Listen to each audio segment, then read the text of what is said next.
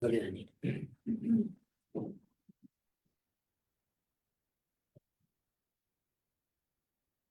so let's do a review of the first two Asias. In this particular booklet, we didn't break it up in chapters, so it's page 40 here. Take this. We do the first two or three. Brought him in the Beyom Ashtei Asar.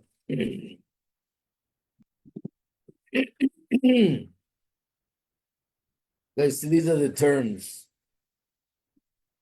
So number one on page 40 is Kigaris and Biyad HaChetzev. So that means literally chopper. And the implication is that the stars, the constellations, the moon, they have absolutely no independent power whatsoever. Number two, Chamra Lemora, Tebusa Leshakya. The wine belongs to the master. Chamra means wine in Aramaic.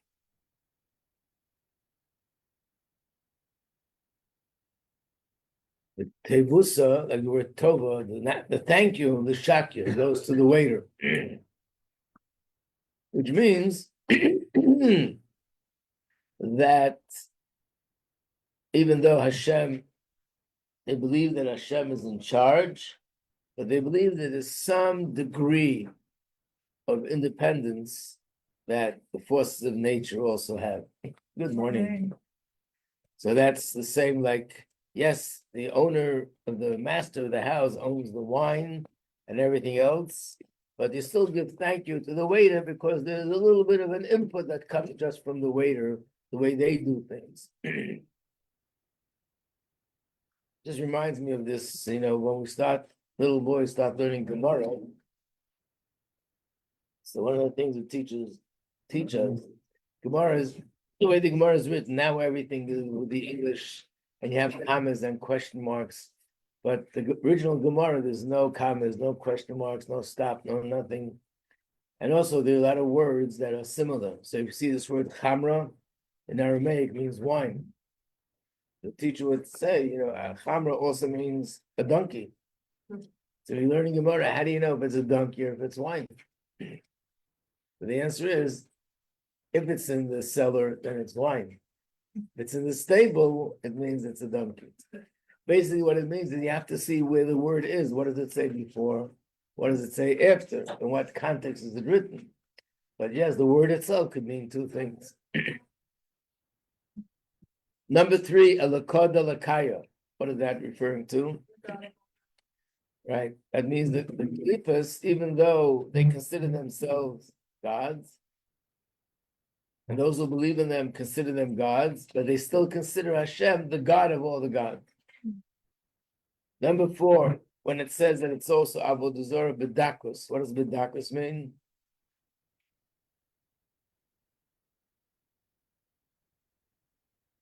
So B'Dakos means in a finer way, in a more subtle way, not outright, explicit idol worship like Hashem doesn't exist, or just bowing down to idols, that they run everything, but it's also Avodah Zarah, but in a smaller scale, because they believe that Hashem is in charge, but He gave a little bit of independent power to these forces.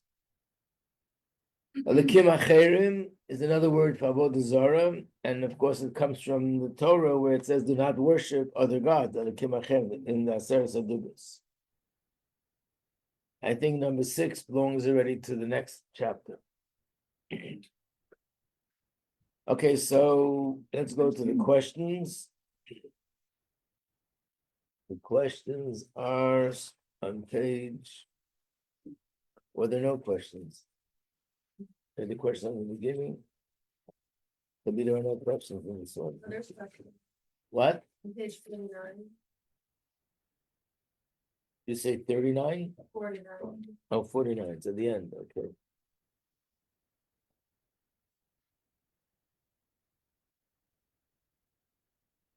No, actually 49 is more a summary. The summary.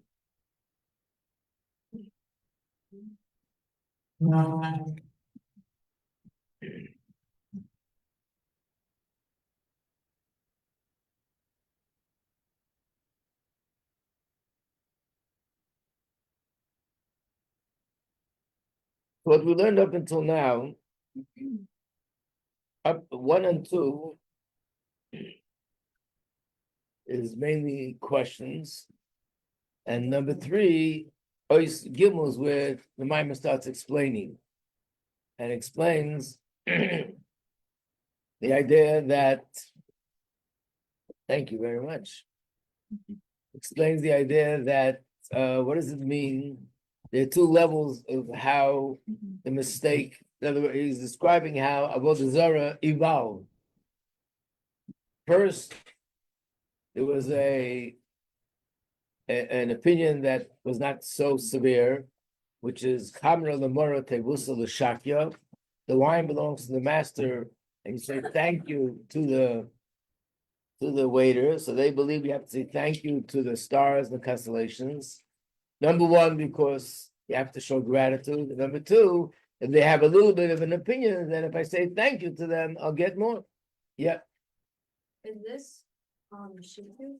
Is this like straight out version? Mm-hmm. This is similar to what we learned in the other mind about Shittim. Yeah. There's another level where the mistake is more severe, when they say Ozav Hashem Esa Oretz Biyad Kichov Mazol. Hashem abandoned the world, which means he totally gave it over to the constellations and the stars and the sun. They should run the world. Hashem did the creation, they run the world, and Hashem will only get involved when there's really something really crucial. Now, based on this, we understand why is it said that the pikach, the smart ones, choose the king, which is the mashal. In the nimshal, we're saying that Yidden choose Hashem because outwardly it looks almost beyond a doubt that everything is running because of the forces of nature. They're making things happen.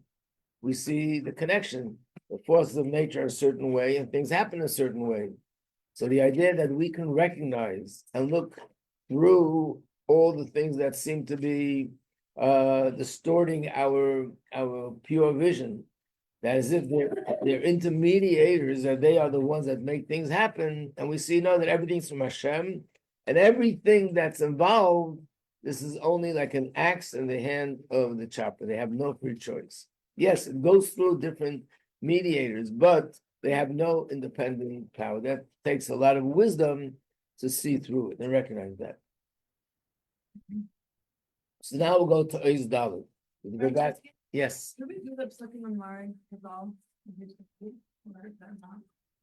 No, it's actually a good thing to do because it's good to see how Chassidus gives a deeper understanding to everything in the Torah. So that's page 38. There's a few here, only the first 4 basically. The first one is Beyom Ashtei Asar, the pasuk of the Maimer, where basically, even though all it says is that on the 11th day, the Nasi of Asher brought the carbon, but the Maimer is explaining that each Nasi brought it with different intention, different kavanah, because each Nasi is drawing from a different place and it's a different path, so there's different kavanah.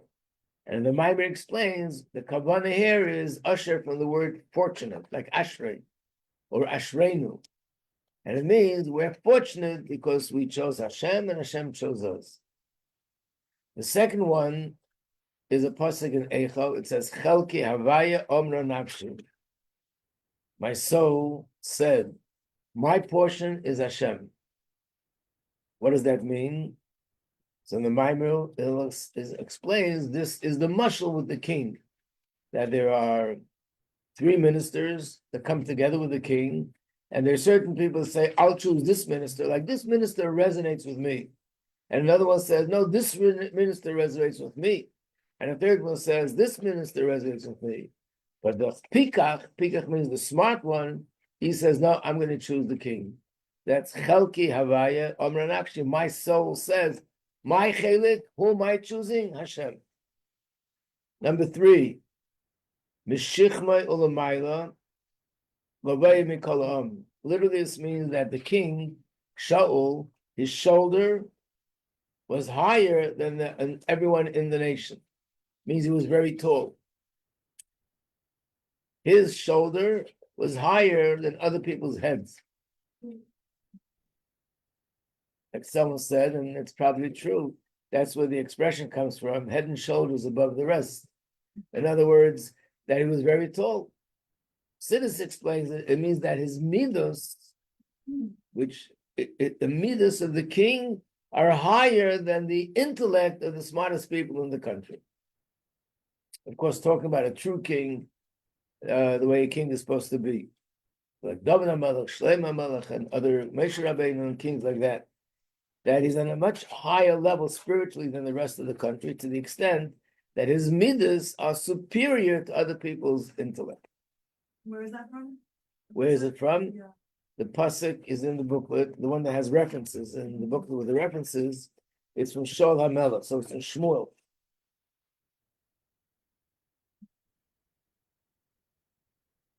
Where's the reference book? Here. I'll tell you where the pasuk is.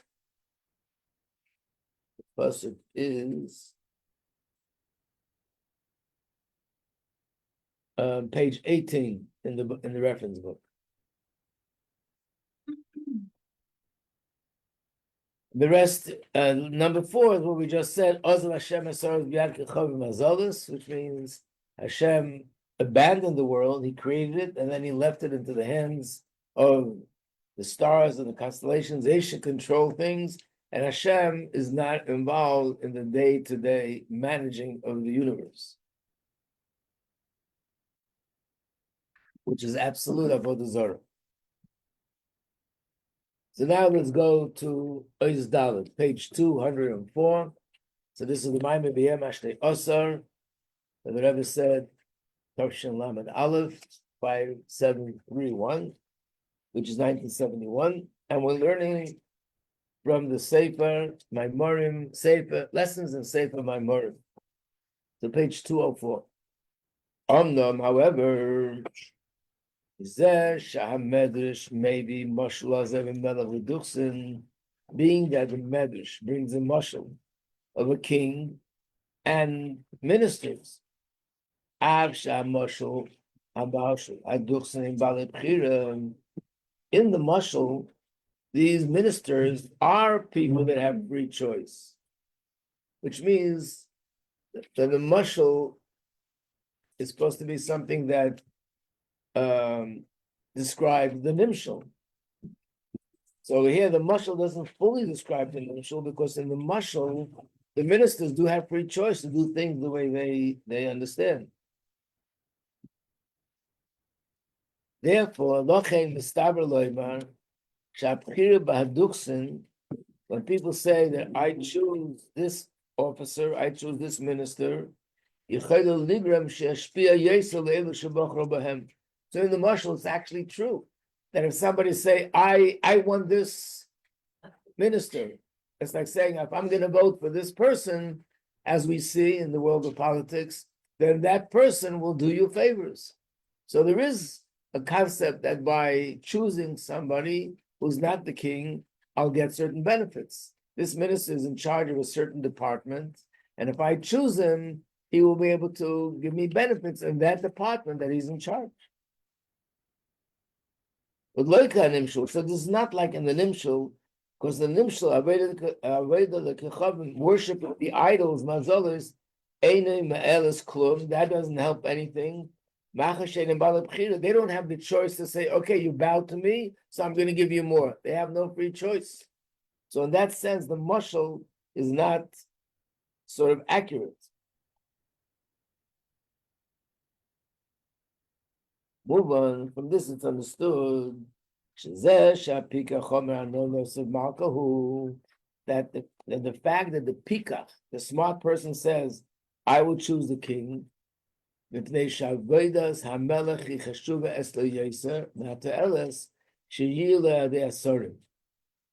And in the mashal, the person that says, I will choose the king, it's not just because he understands the king is greater.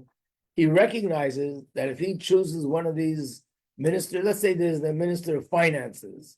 Now I know I voted for him, and I'll let him know that I voted for him. I'm going to donate money to his party or whatever it is. And now I can expect if I need a big loan for my business, he's going to be nice to me. So I'm going to get certain benefits. With the king, it doesn't necessarily work that way. But with the lower level people, it does work that way.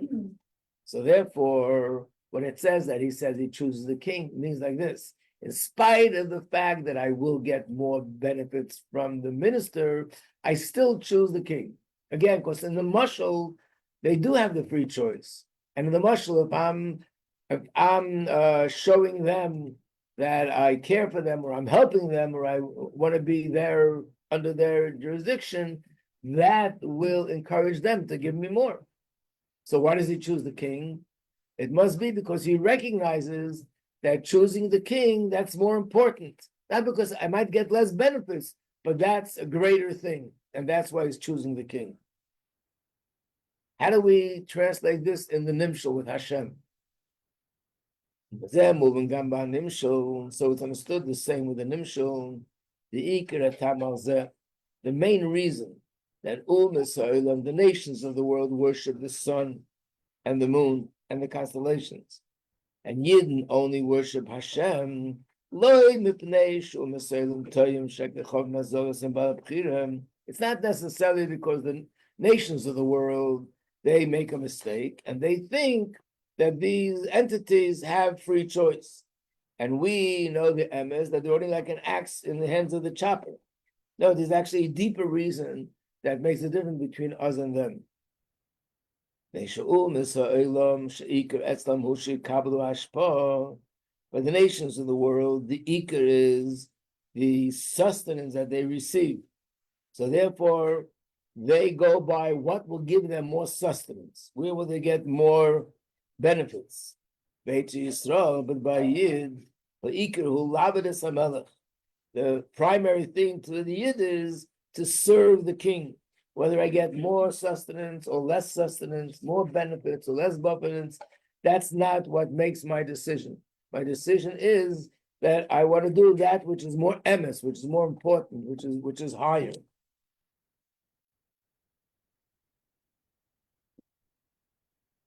What does that mean? Why is it the other way you get more benefits in the Nimshal? Page 206. The main reason why there are people that worship the stars and the constellations, in order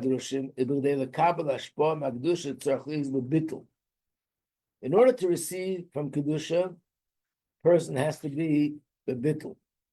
In other words, a person can get chayas from Kedusha, from godly sources, and a person can get chayas from klipa. Hashem gave the klipas the power to give chayas to a person. So in order to get chayas from Kedusha, we know the only way that a person to be a vessel of Kedusha is bittul. And therefore, those who don't want to have that bittul, what do? They worship the Avodah Zarah, because to get chayas from Avodah Zarah, from the klipa, you don't need to have bittul. So those that didn't want to be mevatel themselves, that's why they chose to serve and worship the idols, meaning to get chayes from klipa. In order to get chayes from klipa, you don't need bittul. But it says in the Zohar, ruach mesava, the spirit of impurity, this is pure Aramaic, is damin tadir. It'll always be found b'magona, in a place which is doesn't cost anything, it's free, or b'dikana, and a place which is empty. As it says, when the Yidden were in the desert, and they were worried that they're going to be killed by the Egyptians, they were screaming to Moshe, "Why did you take us out here? We want to go back to Mitzrayim. Over there, we had the ability to eat food. We ate food in Mitzrayim chinam for free." The simple meaning is we were slaves, but they gave us food. And here in the desert, we don't have any food. Everyone's going to die in the desert. The deeper meaning is that when they were in Mitzrayim, in a place of Klippa, they were able to receive chayas, chinam, free, and emptiness means without any kind of avodah, without bittul. There's a famous story with the Arizal that he went to buy an esrog. And of course, choosing an esrog, he chose a beautiful esrog. Then he pulled out money from his pocket to pay the merchant. And he said, "Oh, I don't want to take money from the Rebbe. To me, this is the biggest reward that you buy an esrog from me, that I can provide you with an esrog. Don't give me any money." So he said, "No, you have to give money." And he quoted this pasuk: Mitzrayim is for free, but Kedusha has to cost. You can also see on the videos, if you watch the videos of the dollars, people would walk by the Rebbe, and a lot of people who publish something, they would give it to the Rebbe as a gift, whether it was a sefer or anything else something that they created, and they gave it to the Rebbe as a gift. The Rebbe would always say, for something that you get, you have to pay, and he would give them $1. This is for what they gave them. So the concept is, what does it mean? The Mitzrayim is for free. For free means without avoid, without bittul. There's no effort involved. So therefore, you don't need to have bittul, and you can get the hashpah. But the hashpah from Kedusha must have bittul. Right in the beginning of Tanya, one of the first chapters, we already have the Alter Rebbe says, the only thing that's a keli for Kedusha is bittul. And that's the only place where the Shekhinah is found. If there's no bittul, then the Shekhinah cannot rest there. So hashpah melu'umazeh, the influence that comes from the other side, from Klippa, which is Mitzrayim, hichinam, that comes for free. That's one reason. That they did not want to have bittul, those who worship the Klippa. Another reason,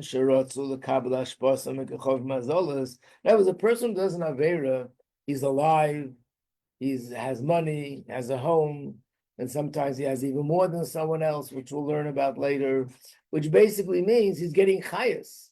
It can't be from Kedusha because he's doing everything which is the opposite of Kedusha. So how is he getting chayas? From Klippa. That means he'd rather get chayas from Klippa than for Kedusha. Why? These are the two reasons. One reason is because he doesn't need bittul to get chayes from Klippa. A second reason, why do they want to receive their sustenance from the stars and the constellations from Klippa? Another reason, because what they're going to get through Klippa, is so much more than what they get from Kedusha. And why is that?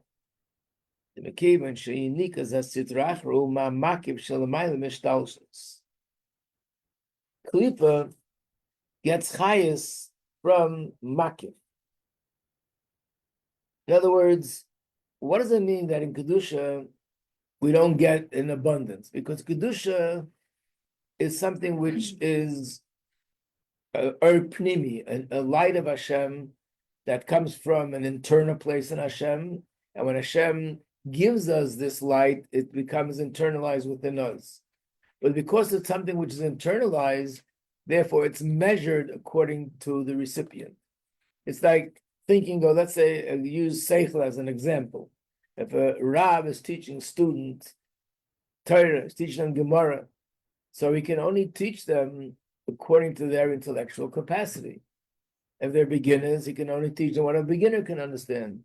If they're more advanced, he can teach them things in a more advanced way. If they're geniuses, he'll teach them things the way geniuses will understand.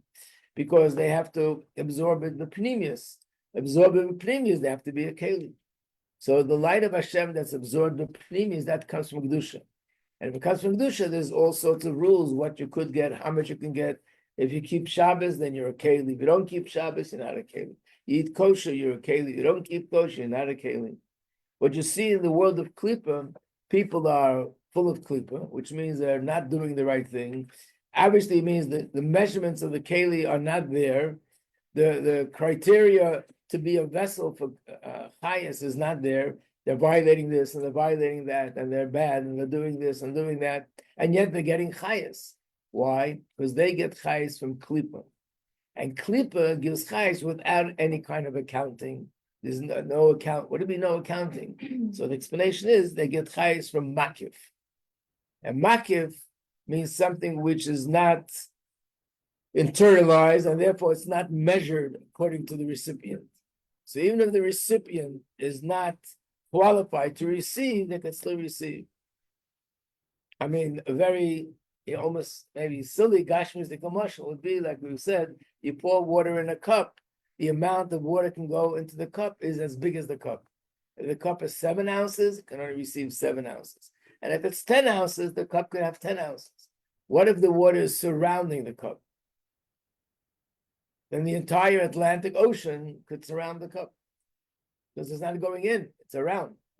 But it's a very literal marshal, gashmatik marshal. But it means when something is makif, it's not internalized, then therefore it's not measured by the measurements and the quality and the quantity of the recipient. So therefore, when a klipa gets chayes from makif, and therefore they can also give chayes to someone who doesn't deserve it because it's makif. Of course, this is one of the most difficult things to understand in the world of klal, to see people that are klipa, they're thriving in one way or another, or maybe in 10 ways or another. And how could that be? They're so evil. So this is one of the things that I've explained in Chassidus, that the chayes comes from makif. And of course, we'll learn later, so who cares? As long as I'm getting chayes, I'm getting from makif. But it means that it's something which is not internalized with them, and definitely it's not godly, but it's coming. That's what comes from klipa. So it means that when a person gets chayes from kedusha, even if they deserve the chayes, it'll be measured. When a person gets chayes from klipa, there's no measurement; it's an abundance because it's not makif, because it's something on the outside. It's not measured by the capacity of the recipient.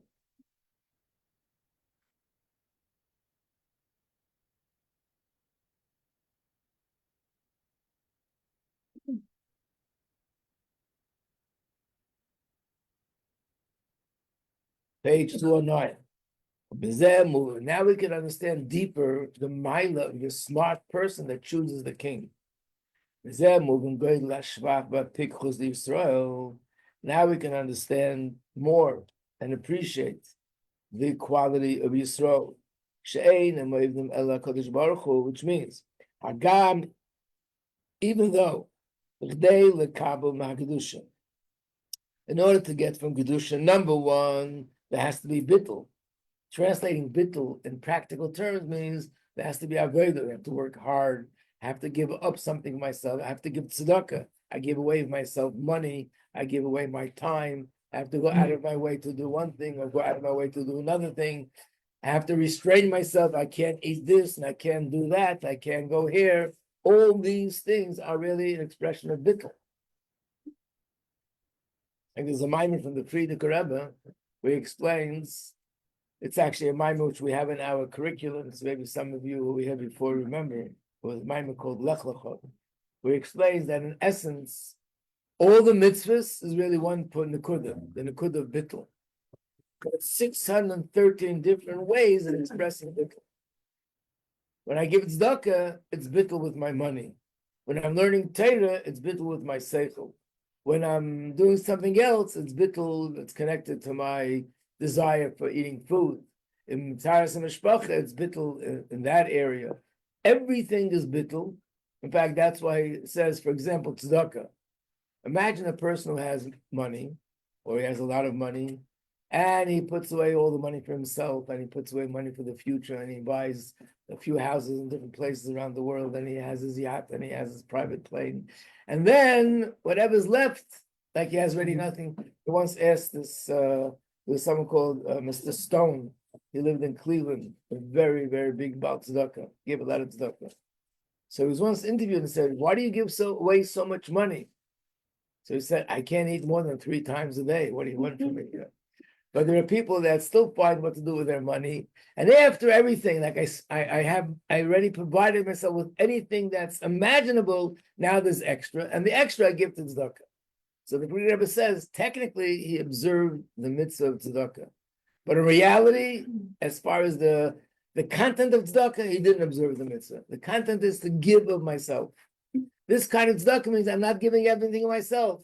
I'm taking care of myself only if it's super duper extra. There's really nothing else I can do with my money. Okay, now I'm giving some for tzedakah.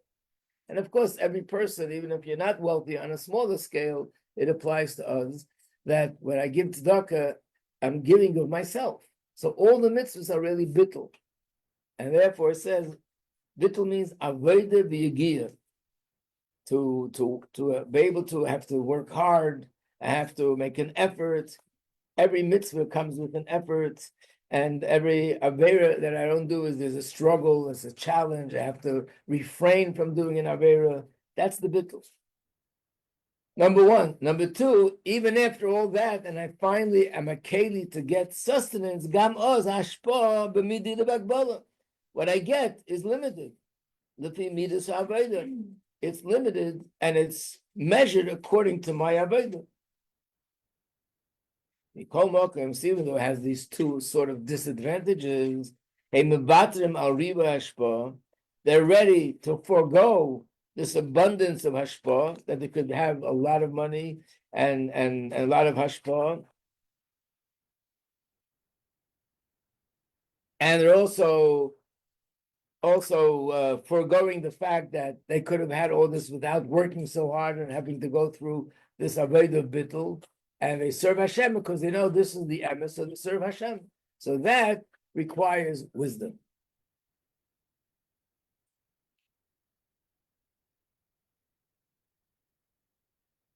On page 200 is a bracket. Up until there is really talking about the fact that you didn't serve Hashem, because that's the mashal in the Medrash, that you didn't serve Hashem, and the other nations worship the idols. So he says in the bracket, the truth is, Yidden can also do the same thing. A Yid can also worship Avodah Zarah, and then, or do Averis, and then he'll also get chayas from Lumazah. He'll have a lot of money, and he'll have a lot of hashpah. And that could, because he looks like it's connected to his violating Torah. Not only that, it says in Tanya that if a person, especially a Yid, would do Averis, not only he'll get hashpah from Klippa, he'll get more hashpah from Klippa. Why? Because when a Yid does an Avera, he gives chayas to Klippa. He's giving them chayas. That's where they get chayas from. This is one of the first things you find in Tanya, in chapter 4, where the Alter Rebbe says, any thought or speech or action which is against Torah, that provides vitality to Klippa. Because an Avera means I'm giving them chayas. So if I'm giving them chayas, they're going to support me. They're going to provide hashpah to me, so I should be able to continue giving them chayas. And therefore, not only this person could do the same, and he can get chayas from Klippa, can get a lot of chayas from Klippa, more than others. Nevertheless, Yidden say they're foregoing on all these benefits. They'd rather have hashpah mitzvah, rather have a limited sustenance, but it should come from Kedusha. That Kedusha is more important to them, and therefore the quality is more important than the quantity.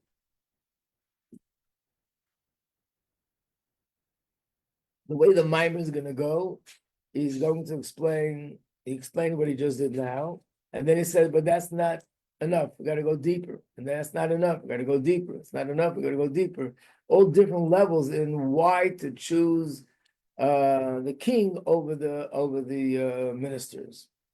But what he's saying here is that the reason why it's considered chacham, before he said the reason why it's considered wise, because they're able to see through the facade that all these things which look like it's natural and that's really the cause for things happening, it's really not nature, it's not the sun, the stars, and the constellations, it's Hashem. That's number one. Here he says, no, there's something deeper. And the deeper thing is that they recognize that they could get so much more from serving Klippa.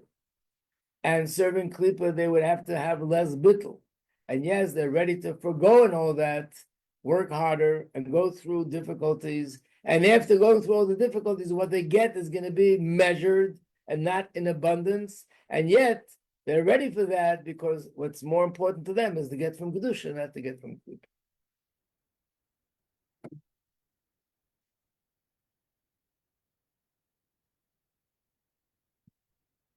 Got it? Any questions? Yeah. I'm struggling with this like calculation of blessings being given to us.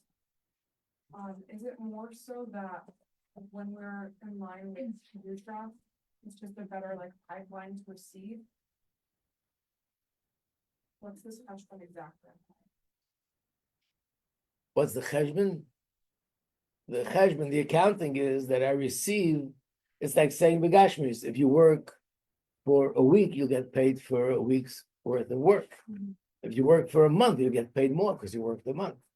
So it basically means, depending on my avodah, that will determine how much sustenance I'll get from Shemayim. So it'll always be measured, but it'll be measured according to what I did. Makiv is something which, at least it appears outwardly as if there's no measure. It's just because there's nothing to measure. It doesn't depend on the capacity of the recipient. It's makiv. How does Hashem calculate then who gets what when it comes to market? Some people get more, some people don't. So there's no doubt that everything that's happening, even to people that do avodah zarah, and they're whatchamacallit, they get all sorts of promotions and they make a lot of money and they have a lot of power and they get a lot of honor. Nevertheless, every single detail is clearly Hashem is guiding it.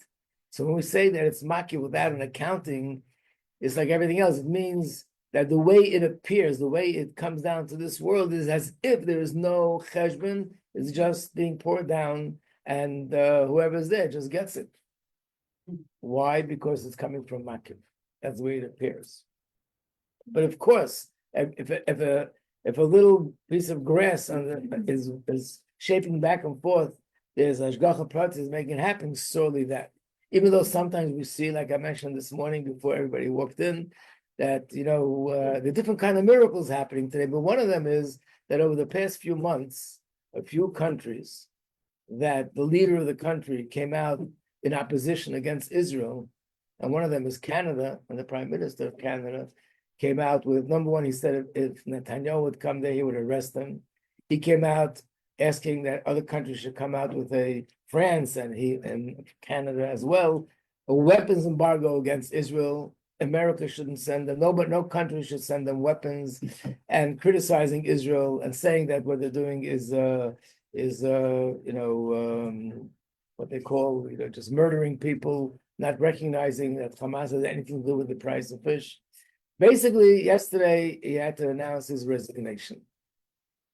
He was there for 10 years. Because of all the anti-Israel stuff?